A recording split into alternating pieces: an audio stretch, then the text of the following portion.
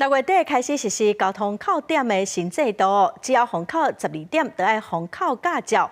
也毋过，洪城讲伫台北监理所的外口有交通黄牛，甲民众软空芳，讲减1点应收2000块。公路局是表示讲因目前无查到有这款的状况。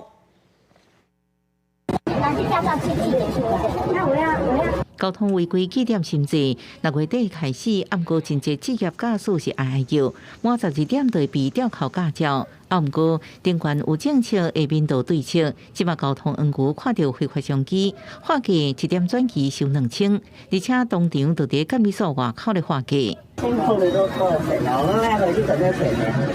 这个哪是工钱？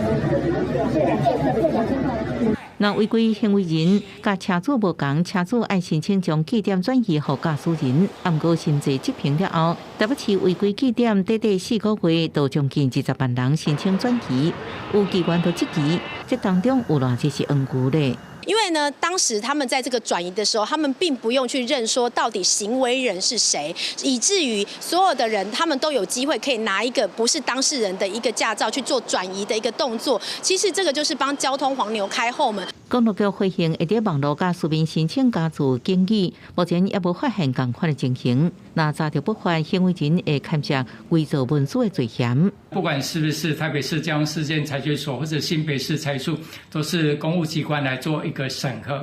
假如说民众提供不实，又使公文登载不实，或者是涉及刑法伪造文书的一个行者。台北市机关洪万珍认为，买演唱会或者是球赛门票拢有实名制，若发现一寡民众拢是被转移点数，安尼明显就是人头，应该积极调查。